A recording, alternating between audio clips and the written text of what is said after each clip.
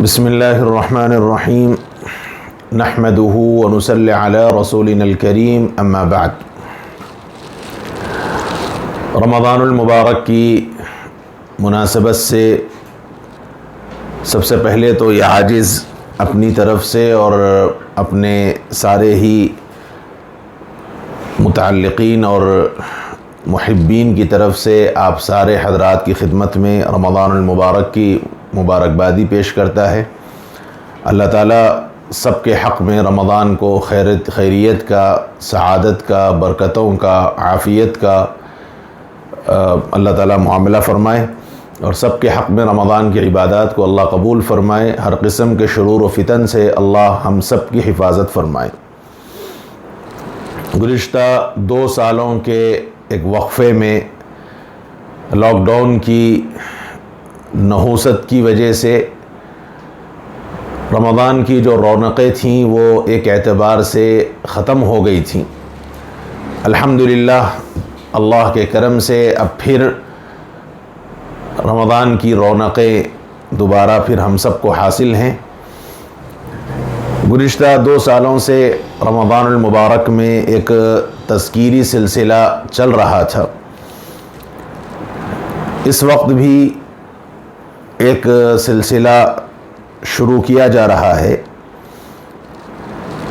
یہ ایک کتاب کا خلاصہ ہے، تنبیہ الغافلین ایک کتاب ہے، فقیہ ابو اللیث سمرقندی رحمۃ اللہ علیہ کی۔ یہ بہت بڑے اللہ والے بزرگ گزرے ہیں، اور سن 373 ہجری میں ان کی وفات ہوئی ہے۔ گویا یہ 3ری صدی کے بزرگ ہیں، اور بہت اللہ والے ہیں۔ ان کے نصائح اور ان کی تذکیر بڑی اہمیت کی حامل ہے۔ اپنے زمانے کے یہ امام الہدا کے نام سے مشہور تھے، اور ان کے تقوی کا عالم یہ تھا کہ سوانح میں یہ لکھا ہے کہ جب وہ کسی سفر میں جاتے تو ڈھیلے بھی اپنے ساتھ رکھتے تھے، استنجا کے واسطے، پاکی حاصل کرنے کے واسطے ڈھیلے بھی اپنے ساتھ رکھتے تھے۔ جب پوچھا گیا کہ آپ ایسا کیوں کرتے ہیں، ڈھیلے تو آسانی سے ملتے ہیں، تو یوں فرماتے تھے کہ میں کسی کی بلا اجازت کسی کی کوئی چیز استعمال کرنا اپنے لیے پسند نہیں کرتا۔ اور پھر خود فرمایا ایک مرتبہ کہ جب سے سن شعور کو پہنچا ہوں، الحمدللہ آج تک میں نے کبھی ایک بھی جھوٹ نہیں بولا۔ بڑے ہی اللہ والے آدمی تھے، اور ان کی ایک کتاب ہے تنبیہ الغافلین۔ اس کتاب کا خلاصہ اور تلخیص کی ہے حضرت مولانا محمد محفوظ الحسن سنبھلی رحمۃ اللہ علیہ نے سن 1978 کے اندر 1978 میں اس کتاب کی تلخیص کی ہے۔ مولانا محفوظ الحسن سنبھلی صاحب رحمۃ اللہ علیہ نے بڑے پائے کے بزرگ ہیں، اور اس کتاب کی تلخیص انہوں نے فرمائی ہے روضۃ الصالحین کے نام سے، روضۃ الصالحین کے نام سے، جس میں حضرت قاری محمد طیب صاحب رحمۃ اللہ علیہ محتمم دارالعلوم دیوبند نے بھی اپنے تاثرات کا اظہار فرمایا۔ حضرت مولانا سید فخر الحسن صاحب صدر المدرسین دارالعلوم دیوبند نے بھی اس پر اپنی تقریر فرمائی۔ حضرت مولانا محمد اخلاق حسین صاحب مفسر قرآن اور صدر جمعیت العلماء، انہوں نے بھی اپنی اس سلسلے میں تائید فرمائی، اور خود حضرت مولانا مفتی عزیز الرحمن صاحب 98 کے اندر اس پر اپنی ایک تائیدی تحریر فرمائی۔ خود حضرت مولانا محفوظ الحسن صاحب سنبھلی رحمۃ اللہ علیہ بہت بڑے پائے کے بزرگ گزرے ہیں، اور اللہ تعالیٰ نے ان سے بہت بڑا کام لیا ہے، اور یہی ایک سلسلہ ہے تنبیہ الغافلین کا خلاصہ اور تلخیص کا۔ ہے تو کتاب 3 جلدوں کے اندر، یہ چھوٹی چھوٹی 3 جلدیں ہیں۔ اگر اس کا مطالعہ ہو جائے تو میں سمجھتا ہوں کہ بہت زیادہ فائدہ ہوگا۔ حضرت قاری محمد طیب صاحب رحمۃ اللہ علیہ نے تو یہاں تک اس سلسلے میں فرمایا ہے کہ یہ ایک ایسی کتاب ہے کہ عملی اور اخلاقی اس کے اندر ذخیرہ ہے۔ اگر ہر وقت ایک مسلمان کے پاس یہ چیز موجود رہے تو اس مسلمان آدمی کو اخلاق عالیہ سے متصف ہونے میں سب سے بڑی مددگار اور معاون ہوگی۔ اور بھی دیگر حضرات نے اس سلسلے میں اپنی رائے کا اظہار فرمایا ہے۔ مطالعہ کر رہا تھا تو خیال آیا کہ رمضان المبارک کے اس مناسبت سے یہ مذاکرہ بھی ہم سب کے سامنے آ جائے۔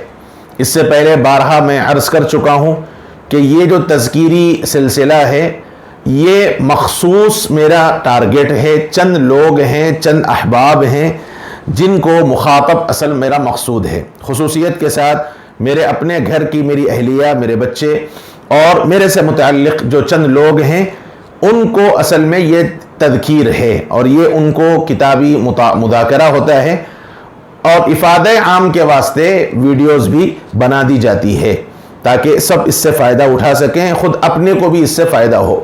تو اس کے میرے اولین مخاطب میری اپنی اہلیہ اور میرے اپنے گھر کے متعلق لوگ ہیں، ان کو اصل یہ تعلیم دینا مقصود ہے۔ میں اس پورے خلاصے کو 30 سبقوں میں نے تقسیم کیا ہے۔ حضرت کی جو ساری کتاب ہے تو 3 جلدوں میں، لیکن 2 جلدیں انشاءاللہ اللہ کی ذات سے امید ہے کہ ہو جائیں گی۔ 30 اسباق میں نے اس کو تقسیم کیا ہے۔ اللہ کی ذات سے امید ہے روزانہ ایک سبق آئے گا۔ آپ کے سامنے محسوس ہوگا کہ اس کے اندر مختلف عنوان کے تحت حضرت نے جمع کیا ہے بہت سی چیزیں، جس میں حدیث بھی آئے گی، ضمناً واقعات بھی آئیں گے، اخلاقی پہلو بھی آئیں گے، اللہ تعالیٰ سے ڈر اور خوف کی باتیں بھی آئے گی، قبر اور احوال آخرت بھی اس کے سامنے آئے گی۔ بہرحال اس کو سننا چاہیے اور اہتمام کے ساتھ 10 سے 15 منٹ روزانہ انشاءاللہ 10 سے 15 منٹ کتابی طور پر پڑھ کے سنایا جائے گا۔ ایسا نہیں کہ کوئی تقریر آپ کے سامنے کی جائے گی، کتاب پڑھ کر سنائی جائے گی۔ 10 سے 15 منٹ انشاءاللہ کوئی ایک وقت متعین کر لیں، کوئی ایک وقت متعین کر لیں، آپ اپنے سارے گھر والوں کے ساتھ بیٹھ کے یہ ویڈیو انشاءاللہ سن لیں۔ اللہ کی ذات سے امید ہے ہمارے اخلاق میں اللہ نے چاہا تو بہت زیادہ فائدہ ہوگا۔ اپنی سہولت سے ہر ساتھی متعین کر لے، یا تو سحر کا وقت ہو، یا تراویح کے بعد کا وقفہ ہو، یا ظہر کے بعد کا، جو آپ کو آسانی کے ساتھ ہو، اپنے سارے گھر والوں کے ساتھ بیٹھ کے سننا چاہیے۔ اصل ہمارا سب سے بڑا مسئلہ یہی ہے کہ ہم مرد حضرات تو کسی نہ کسی بہانے سے دین کی باتیں سن لیتے ہیں، لیکن ہماری گھر کی عورتیں اصل ہیں، ان تک دین کا پیغام اور ان کو دین کا مذاکرہ صحیح طور پر نہیں ہو پاتا۔ اس کے نتیجے میں ہماری نسلوں کے اندر، ہماری عورتوں کے اندر، ہمارے گھریلو ماحول کے اندر دین بیزاری بہت زیادہ ہوتی جا رہی ہے۔ اس لیے بہتر یہ ہے کہ اپنی اپنی سہولت سے نہ سنا جائے، بلکہ سارے گھر والوں کے ساتھ بیٹھ کر ایک مرتبہ اس کو سنا جائے، انشاءاللہ اس سے بہت زیادہ فائدہ محسوس ہوگا۔ بہرحال یہ تعارفی بات ہے۔ آج کا عنوان ہے اخلاص۔ بسم اللہ الرحمن الرحیم۔ صاحب کتاب فرماتے ہیں ریاکاری شرک اصغر ہے۔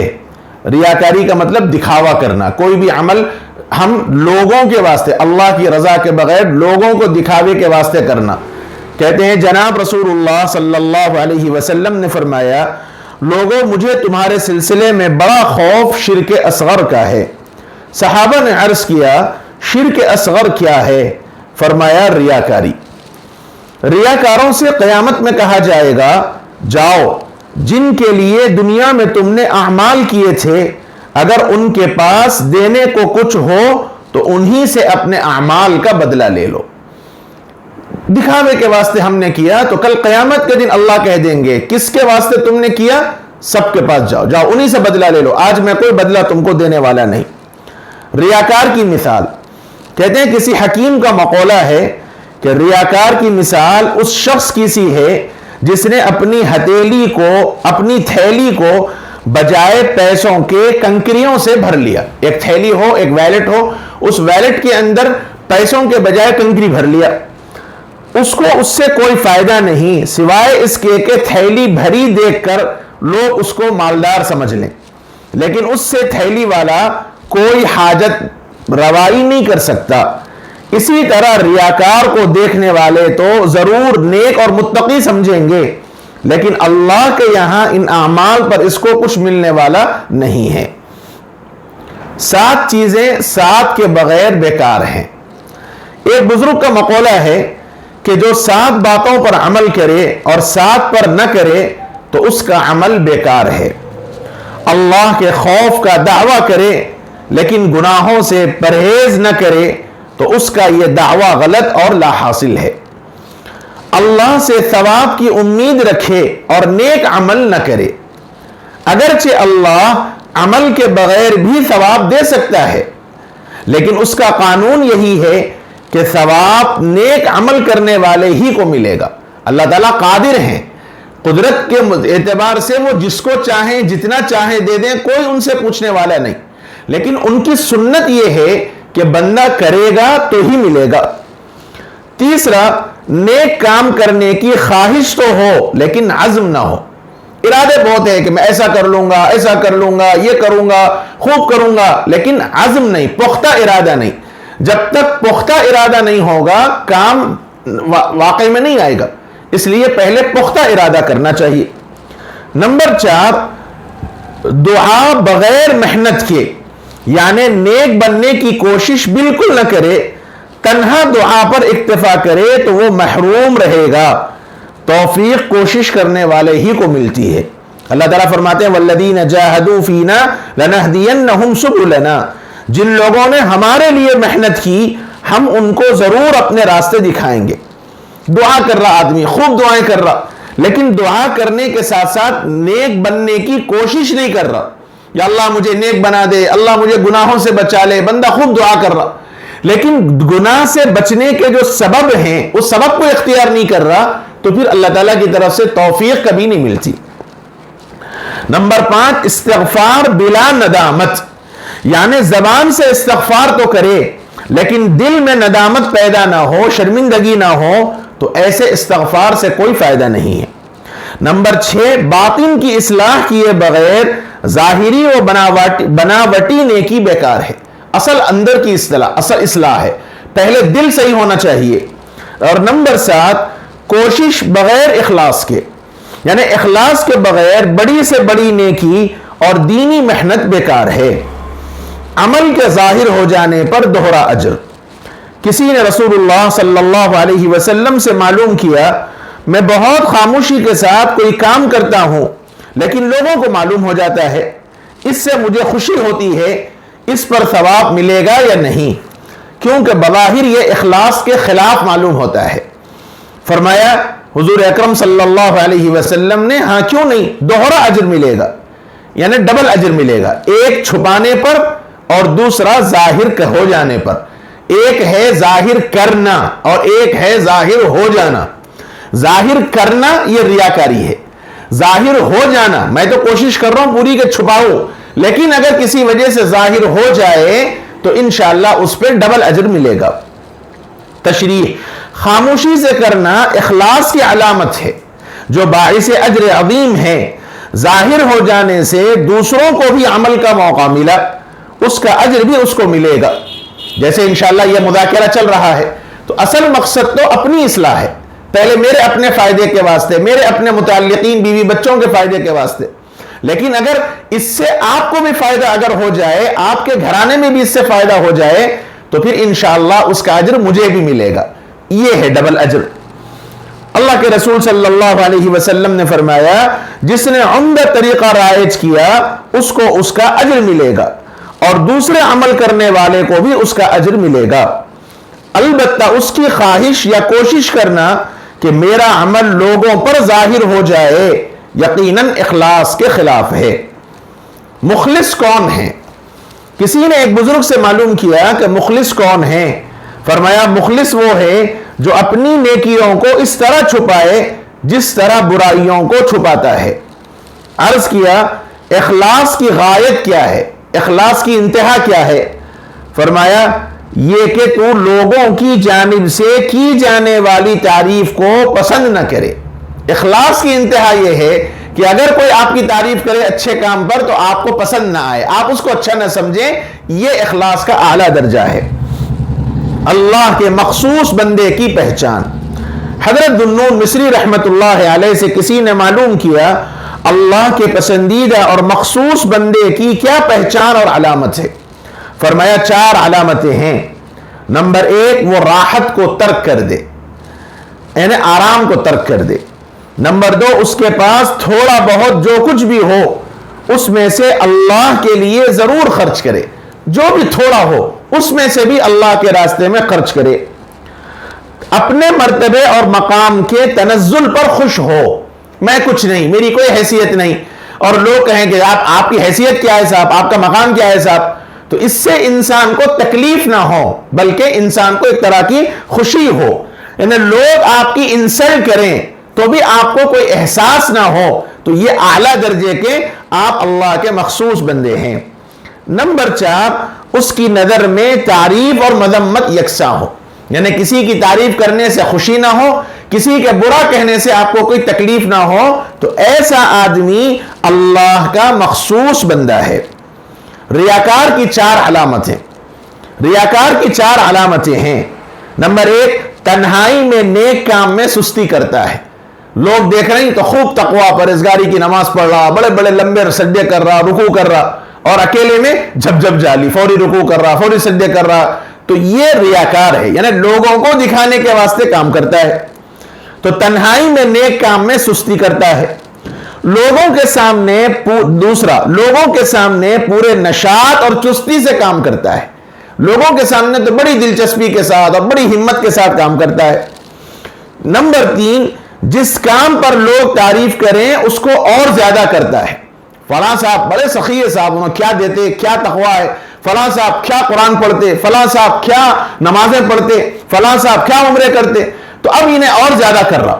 تو یہ ہے لوگوں کو دکھا، جس کام پہ لوگ تعریف کریں انسان اس کام کو زیادہ کرے۔ نمبر 4، جس عمل پر اس کی برائی کی جائے اس کو کم کر دیتا ہے۔ تو یہ ریاکار کی 4 علامتیں ہیں، اور یہ بات حضرت علی رضی اللہ تعالی عنہ سے منقول ہے۔ بس یہ آج کا سبق ہے، اللہ تعالی ہم سب کو اس پر عمل کی توفیق نصیب فرمائے۔ وآخر دعوانا ان الحمد للہ رب العالمین۔